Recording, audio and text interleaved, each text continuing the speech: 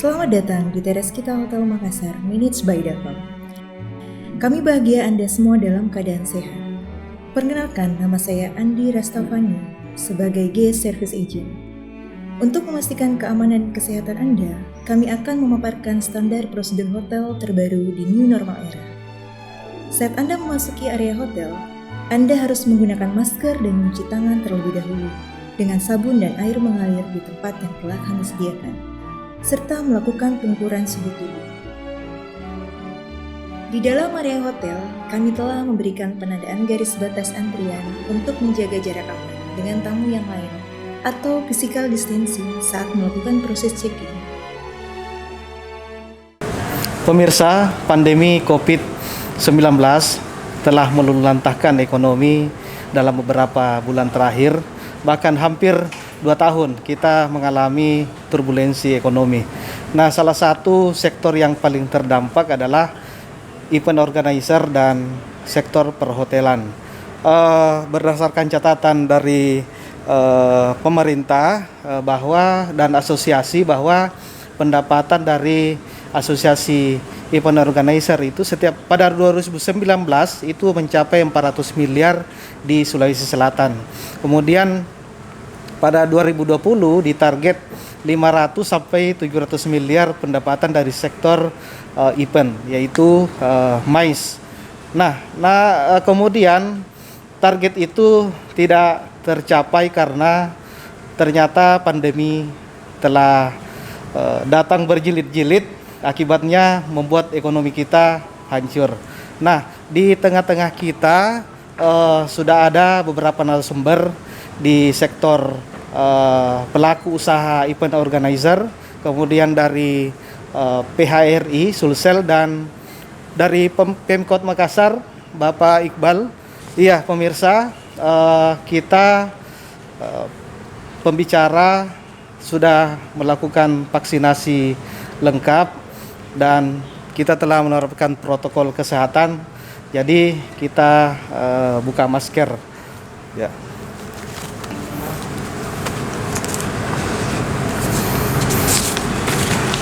Iya, terlebih dahulu saya ke Pak Faisal Rizky Tawil. Ini dari Indonesia Event Industry Council Sulsel. Ya, bagaimana kabar Pak? Alhamdulillah Pak. Ya, saya sapa kembali Bapak Iqbal Asnan, KPLT Kasatpol PP Kota Makassar, dan Wakil Ketua PHRI Sulsel Bapak Ari Paki. Ya. Iya, saya ke Pak Faisal dulu ini terkait potensi omset dari bisnis event ini. Seperti apa kondisi Pak, potensinya setiap tahun Pak dari event organizer itu sendiri? Ya. Saya buka data Pak, Ya, data sedikit di sini. Jadi Evendo itu kita kan asosiasi nasional Pak. Ya, jadi data yang kemarin kami dapat itu data nasional. Tadi kan yang Bapak sebutkan itu data untuk Sulsel. Jadi saya coba buka. Jadi di sini itu Pak, total event organizer yang ada itu dari 7 komunitas atau 7 asosiasi yang ada, itu ada ya 1.218 perusahaan Pak. 1.218 perusahaan, di mana potential loss itu Pak ada minimum, ada maksimum. Kita rata-ratakan itu kemarin satu perusahaan itu minimumnya potential loss-nya itu di 2020 di 1,2 miliar Pak. Itu rata-ratanya. Terus di sini kalau untuk di maksimalnya itu 3,4 miliar. Nah, terus kalau kita kali dengan 1.218 Pak, itu totalnya itu kurang lebih 1,26 triliun minimumnya. Maksimumnya 3,4 triliun Pak. Jadi bisa kita ini kan jadi itu potensial loss yang seharusnya memang istilahnya pergerakan uang itu di angka itu istilahnya hilang karena pandemi. Selama pandemi itu Pak. Iya Pak. Jadi cukup besar. Itu termasuk Sangat di besar, Sulsel Pak ya. Termasuk di Sulsel Pak. Iya. Yang Bapak bilang itu di Sulsel itu kurang lebih 400 sampai 500 miliar. 400 sampai 500 miliar di Sulsel yang potensi pendapatan yang hilang ya akibat pandemi. Iya. Baik, saya ke Pak Ari. Ini terkait hotel itu sendiri Pak, ini kan menurut data PHRI setiap hari itu ada sekitar 1,5 miliar sampai 2 miliar yang potensi pendapatannya yang hilang dari akibat pandemi itu. Itu bagaimana menyiasatinya Pak dari kondisi itu sendiri Pak? Ya, mau tidak mau dengan kondisi terjadinya les 1,5 sampai 2 miliar per harinya, Ya, kita melakukan pengetatan pada sisi biaya operasional. biaya operasional ya. Iya. Dan akhirnya juga berbuntut kepada pengurangan sumber daya manusia, tenaga Iya. kerja, karena memang kondisi hotel kosong, Betul. tidak ada penghuninya sama sekali, sehingga hal itulah yang dilakukan. Bagaimana mengetatkan biaya operasional. Contohnya yang paling jelas kelihatan kalau seandainya selama ini hotel kalau belanja itu biasa menggunakan supplier. Supplier ya. Nah, tetapi ketika pandemi berlangsung, hotel itu sekarang sudah melakukan belanja langsung ke pasar. Belanja langsung ke pasar ya. Belanja langsung ke pasar. Iya. Karena kita melihat dalam 1 bulan kita bisa menghemat dari sampai berapa juta, sampai berapa puluh juta. Ya. Nah, selisih daripada itu kan lumayan untuk membayar biaya listrik, Operasional Pak ya. ya operasional dan sebagainya. Seperti Iya. itu. Baik Pak, saya ke Pak Iqbal. Ini terkait kebijakan ini Pak. Pemerintah kan cukup sibuk juga ya dalam penanganan pandemi ini yang dalam 2 tahun terakhir, hampir 2 tahun Pak ya.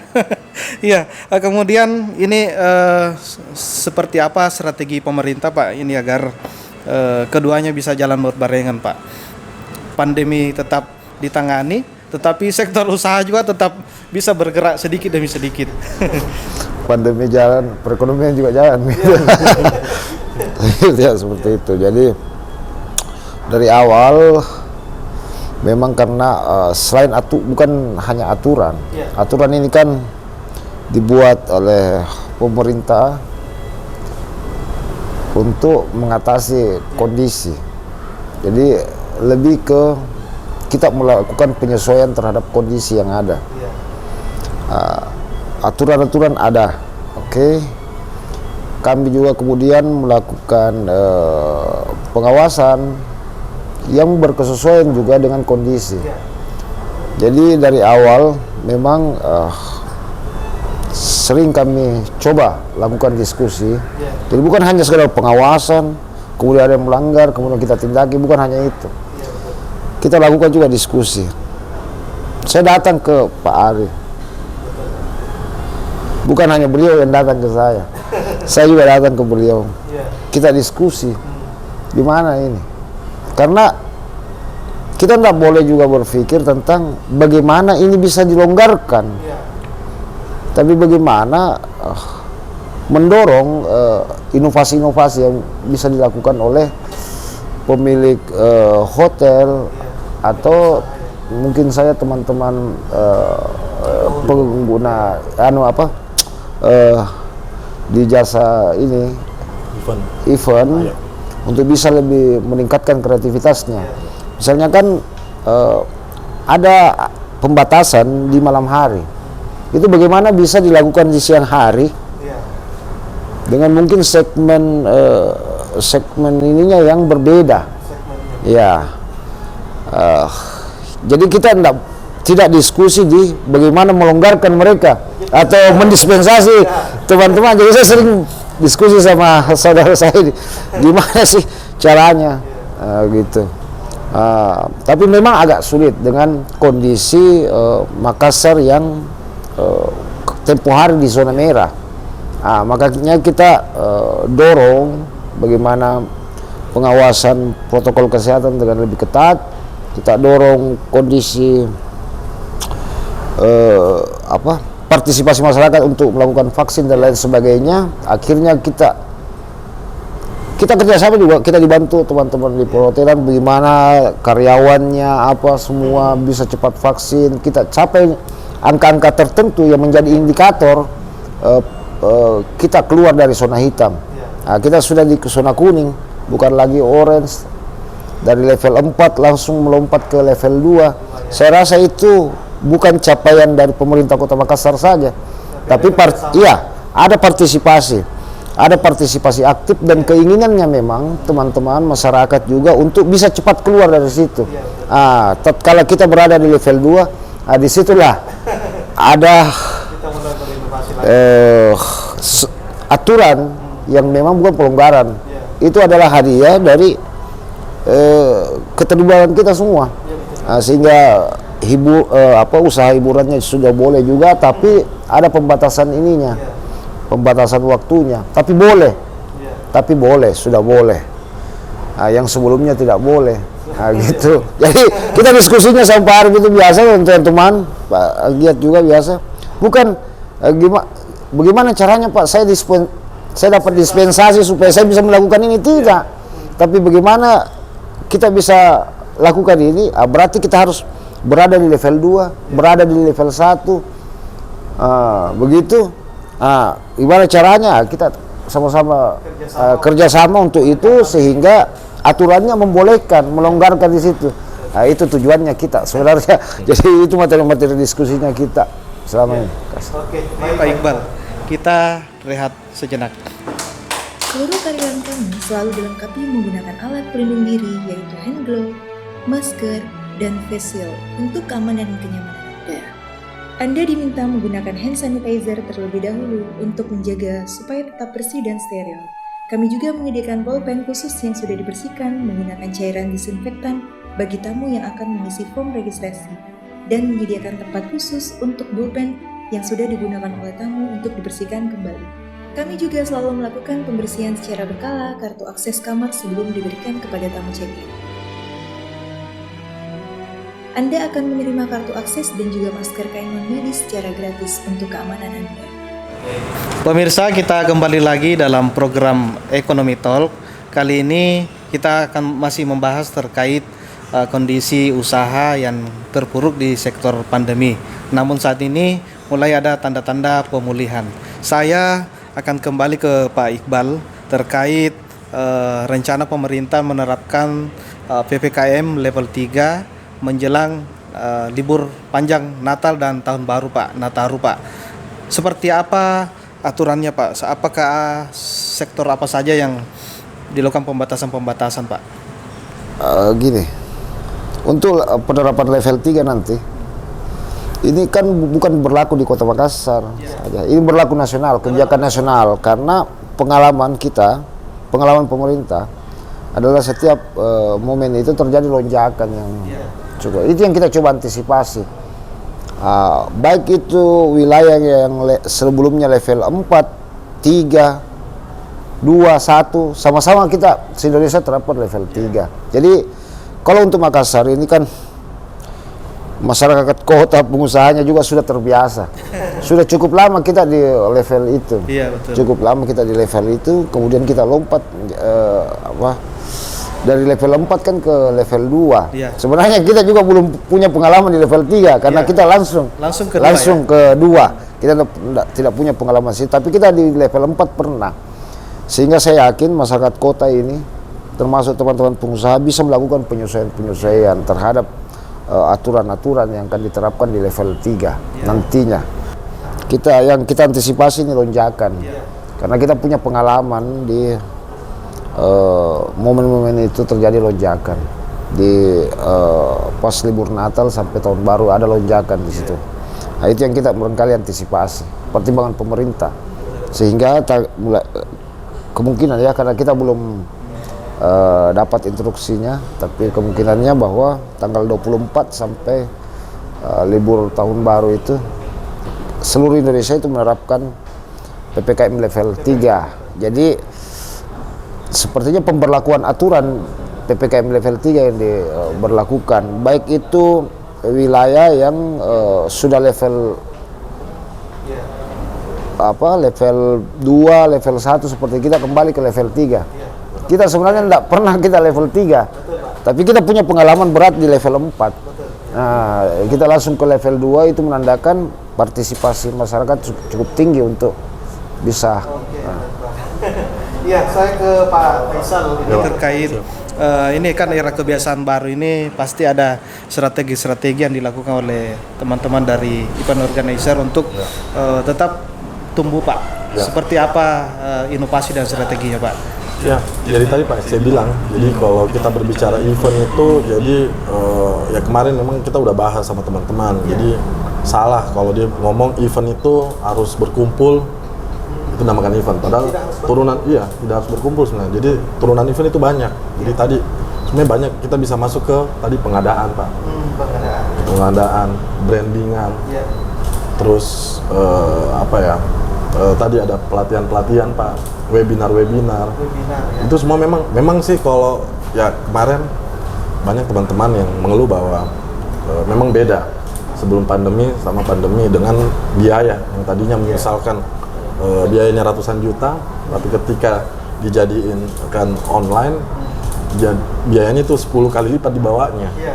Tapi ya sekarang daripada tidak ada sama sekali, yang penting pertama adalah tadi kalau kata Pak Ari, operasional dulu kita tutupi. Operasional kita tutupi, terus tadi dengan operasional udah tertutupi, saya rasa kita bisa jalan lagi. Dan tadi kami punya keyakinan bahwa ini akan rebound. Kita akan kembali lagi ke masa sebelum pandemi Pak. Itu keyakinan kami. Butuh waktu Pak. Oke, saya ke Pak Ari ini terkait kontribusi MAIS Pak dalam bisnis perhotelan ini cukup besar. Event-event apa saja Pak yang sudah ada rencana dalam 2 bulan terakhir ini di sektor semua sektor Pak ya, baik di pemerintahan, swasta, itu sudah ada perencanaan Pak ya? Ya, kalau dari sisi kalender yang saya baca dengan kondisi MAIS di Makassar atau di Sulsel, saat ini saya lihat belum begitu banyak kalender event yang akan bergerak. Tetapi saya lihat beberapa hotel-hotel besar yang memiliki ballroom sudah banyak memiliki kalender untuk membuat wedding expo ya. Terus membuat paket-paket staycation. Mereka bisa stay di hotel, bisa sambil bekerja, dan juga bisa melaksanakan kegiatan anggaplah seperti webinar dan sebagainya. Jadi beberapa hotel-hotel sudah mengemas beberapa paket-paket untuk MAIS tersebut. Jadi kalau untuk terkait strateginya Pak, tadi kan kalau dari IO banyak strategi inovasi dan yang dilakukan. Kalau dari hotel sendiri seperti apa?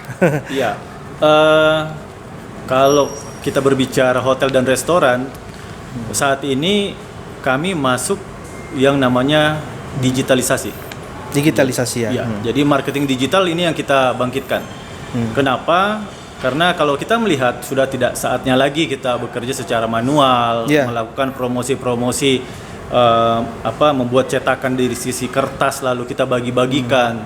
Sudah tidak begitu. Jadi betul-betul kita masuk kepada marketing digital. Apalagi kita lihat sosial media sekarang ini kan sangat berkembang nih. Betul. Sosial media sangat berkembang. Kita bisa beriklan, kita bisa melakukan apa saja yang ada di dalam sosial media tersebut. Jadi memang teknologi ini kita manfaatkan sekarang sosial media. Terus yang berikutnya adalah bekerja sama dengan marketplace. Marketplace Pak ya? Hotel-hotel sekarang sudah banyak yang bekerja sama dengan marketplace. Dulunya kan kalau saya lihat beberapa UMKM, usaha-usaha kuliner itu bermain di marketplace. Sekarang hotel udah masuk di marketplace. Marketplace juga ya?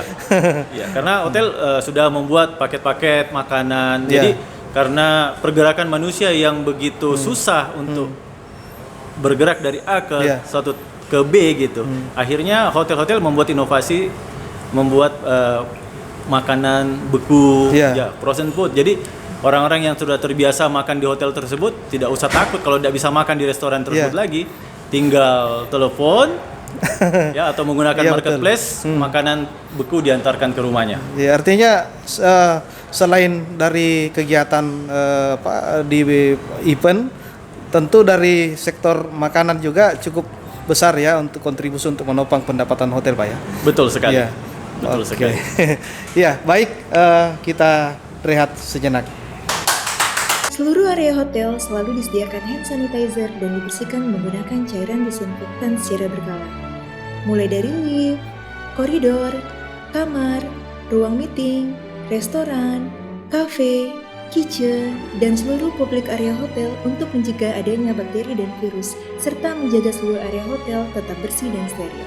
Pada saat membersihkan kamar, jendela selalu kami buka supaya ada sirkulasi udara dan seluruh amenities dan linen kamar selalu kami semprot dan bersihkan secara intensif dan menyeluruh dengan cairan disinfektan setelah tamu check-out untuk kenyamanan menginap Anda. Prosedur yang sama juga diterapkan oleh tim kitchen, barista, dan pramusaiji kami untuk menjaga setiap proses pembuatan sampai penyajian makanan dan minuman tetap bersih, higienis sehingga Anda tidak perlu merasa khawatir. Untuk meminimalisasi kontak secara langsung dengan tamu kami melakukan prosedur physical distancing pada saat pengantaran makanan dan minuman untuk tamu kami yang menginap. Kami juga melakukan pengukuran suhu tubuh dan menyediakan hand sanitizer bagi Anda saat memasuki area canting restoran dan teras kafe.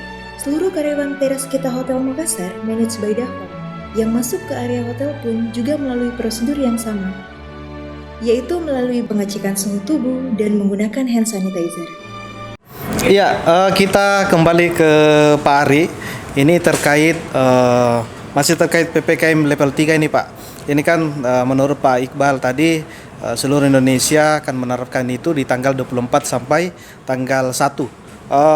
Ini apa persiapan hotel, Pak? Apakah sudah siap menghadapi itu atau ada strategi lain, Pak? Ya, sebenarnya kami kaget juga ya dengan berita ini tadi.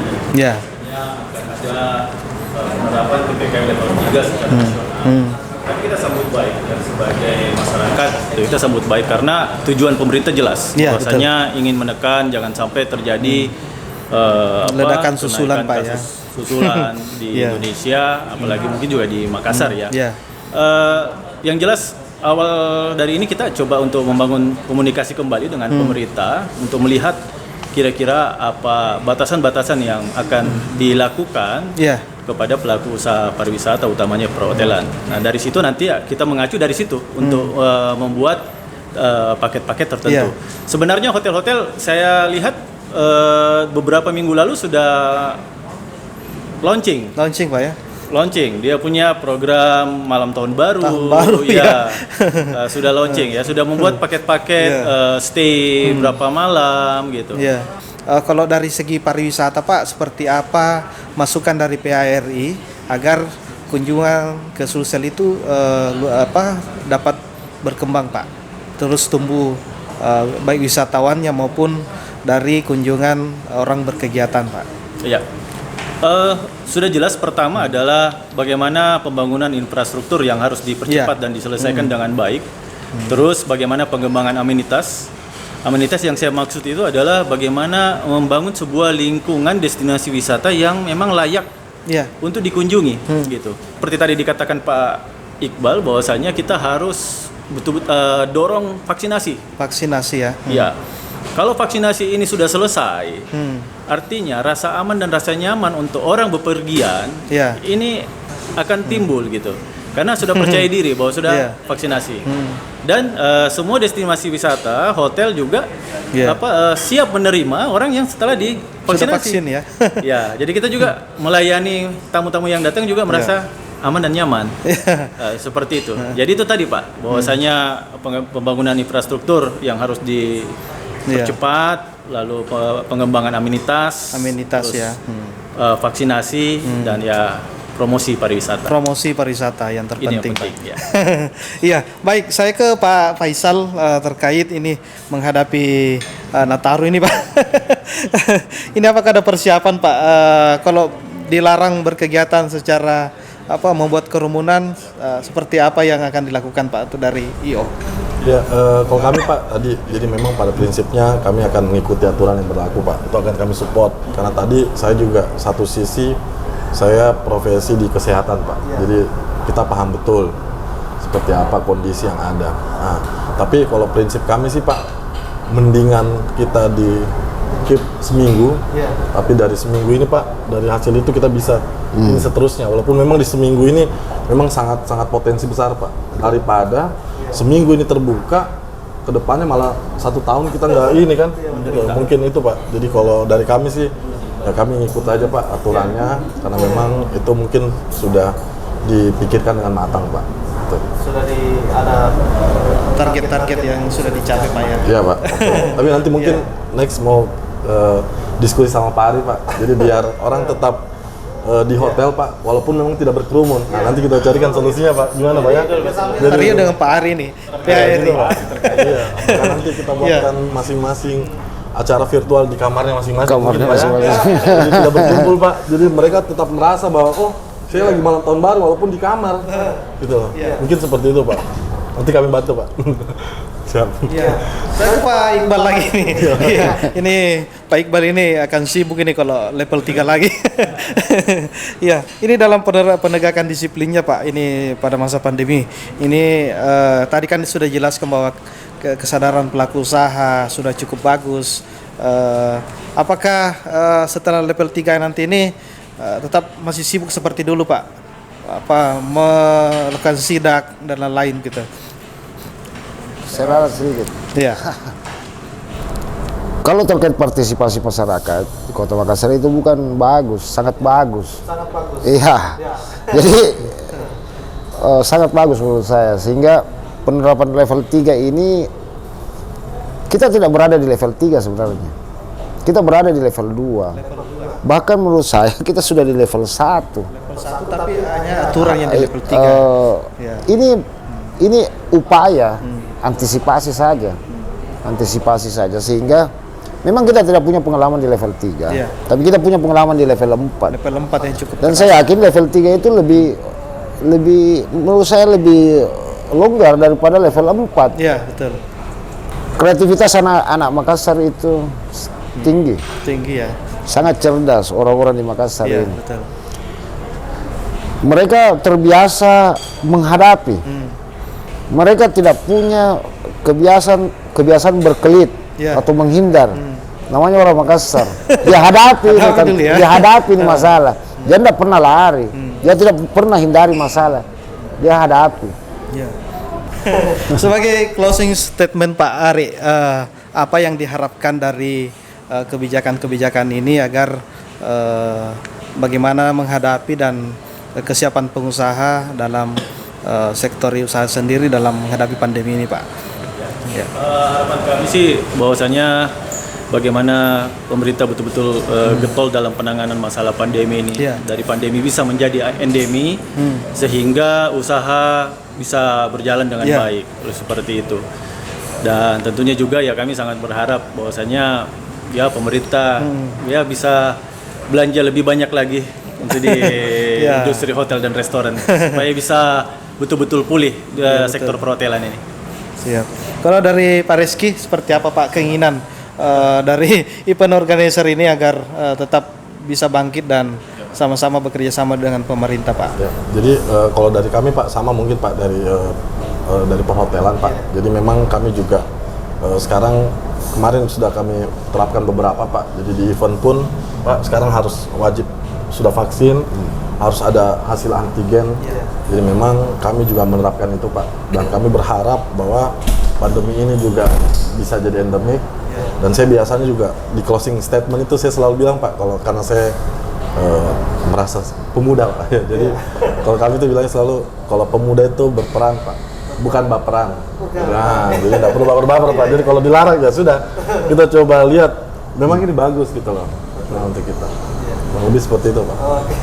Pak Iqbal, bagaimana imbauannya Pak pada pelaku usaha supaya tetap jalan sama-sama Pak? Pelaku usaha dengan kami itu sebenarnya punya kepentingan yang sama.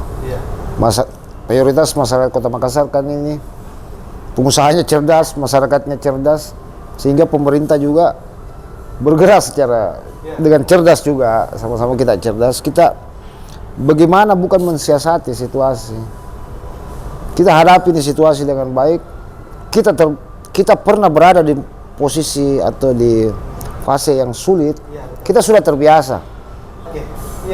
Pemirsa, itu tadi penjelasan yang cukup menarik terkait bagaimana tetap ekonomi tetap tumbuh di masa pandemi, namun juga tetap mengikuti aturan-aturan dalam protokol kesehatan agar kita sama-sama bisa menghadapi pandemi ini dengan baik, dan semoga di tahun-tahun ke depan terjadi endemi dan kita usaha tetap tumbuh, usaha tetap jalan, dan semua bisa beraktivitas dengan normal. Kita akan kembali pada Economic Talk edisi berikutnya. Sampai jumpa. Wassalamualaikum warahmatullahi wabarakatuh. Kami selalu berusaha yang terbaik untuk menciptakan lingkungan hotel yang nyaman, bersih, dan steril dengan mengikuti protokol kesehatan yang telah dianjurkan oleh pemerintah. Karena kenyamanan dan kesehatan Anda adalah prioritas bagi kami.